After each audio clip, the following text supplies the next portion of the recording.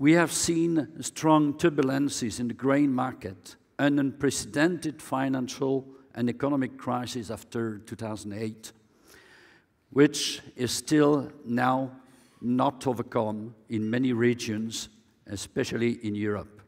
We have seen the market of beer consumption growth moving to the African continent, where a fast-growing population and consistent GDP growth give hopes to many economic areas, beverage and beer industry being one of them. But at the end of the day, for the malt industry, what does it mean today? And what is the outlook for the years up to the end of the decade? World beer production over the last 6 years, with an estimated growth of 1.6%, substantially lower than the growth observed in the previous 2 or 3 decades, the beer production has probably neared the 2 billion hectoliter mark last year. World malt needs. The malt needs, however, did not exactly follow the same pattern and the same growth. If beer production increased by a modest 1.6%, malt requirements only grew by a mere 1% during the same period. At the beginning of the period, we could observe a substantial reduction of the malt usage, a response by brewers to the sharp increase of grain prices after crop 2006, and consequently of malt prices. Fortunately, at least for our British colleagues, the increased demand of distilling malt came as a salvation opportunity. And in another region, the success of craft beer and the subsequent high demand on malt and specialty malt revealed to be an extraordinary opportunity for maltsters, at least for those who were able to identify the strategic move in the global beer industry. World malt trade. A major observation. Malt exporters have been the winners. While malt demand increased less than 1% over the period, the world malt trade has increased 3% during the same period, both in CAGR. The decrease in Chinese malt capacity is mainly due to the drastic change of barley procurement pattern, with many small units inside the country left with no more barley. As a consequence of the financial turmoil that started in 2008, in fact, the world malt demand has almost been stagnant between 2008 and 2012. Malt needs growth really resumed from 2013 on. The net increase of world capacity without China of 500,000 tons is equivalent to 1 year of additional malt needs from 2013 onwards. The increase of malt needs has consequently been only 750,000 tons, and it has partially been serviced by this modest increase of capacity and a slightly better capacity usage ratio. Even if part of the job is done, there are still, in some regions, a real overcapacity situation. While the malt margin is not the only marker of maltsters' profitability, it's certainly one of the most looked after and a key index in steering a malting company's management. Very simple calculation and comparison, looking at estimating what is the cost of investment for both maltster and brewers in their core business, and what is the expected return on investment. And for this purpose, we will totally ignore the working capital. If we assume a steady EBITDA of 70 euro, which was the highest in the graph, right? An investment of 700 euro per ton of capacity, which is likely the minimum you have to consider for a brand new investment in malt now, at least in Europe, that would suggest an EBITDA multiple of 10. You better have no debt in your balance sheet. Of course, for an investment of 300 per ton, you only need less than 5 years.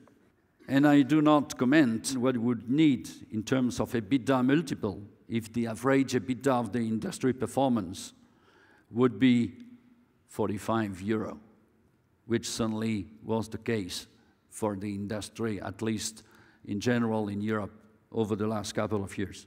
But considering an average EBITDA of 26 euro per hectoliter, it seems that the large brewing groups do not have exactly the same kind of problematic headache. So you see the reason. You see the reason why there is no rush on Malt's side to further invest in new capacities. Many analysts do believe that putting such a pressure on malt margin on the long range is destructive of values in the supply chain.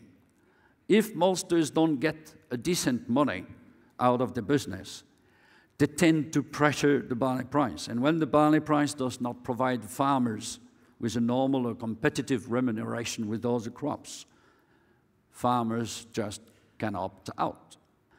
If the malt is the strategic raw material for the brewing industry, what would happen when malt barley is in short supply? The answer is well known. But honestly, is an EBITDA target of 70 euro out of reason? Look at the distilling industry. They happily pay much over this level, much over 125 euro. And look at the success of the Scotch whisky all around the world. Look at the craft brewing segment. They also happily pay much over this conversion margin, and this does not alter their growth and success. Really? 125 euro conversion margin, or its equivalent in dollar, which is going to be easier and easier to do, that would create, I promise, a better world in the malting industry. Let me comment a little bit about the relationship between maltsters and brewers. Maltsters have taken up another dimension. They finance the whole supply chain. Not all, fortunately. In some regions, they have to pre-finance the crop. They have to finance the malting process to actual deliveries and to final destinations. In the EU, thanks to export and distilling, and the supply and demand gets to a much better capacity utilization, and thank you, Mr. Dollar. For the other countries in Europe, Eastern Europe, difficult times at the present time, and certainly ahead, if no drastic changes for maltsters appear. In the NAFTA, the craft brewing sector is key in a better supply-demand balance, but the situation today is far from reaching an acceptable level of capacity utilization. South America, will new projects be on stream too soon, if they are built, and create substantial overcapacity? Africa, where strongest beer consumption growth in the world is, but where is the barley? India, Asia, will India be a land for large malting investment one day? Apparently our friends of PMV are of this opinion. Australia, Asian breweries have been, are the answer. For the foreseeable future, by 2020, I suggest that malt needs would grow by close to 500,000 tons per year, and by 2020, that would be 2.7 million tons. We have been observing a very sharp decrease in the malt usage in kilos per hectoliter. I'm pretty convinced that we are going to see an upwards trend, certainly in the coming years, due to the craft brewing, but also due to premiumization of beers, which is being rolled out by the brewing companies in many, many countries now.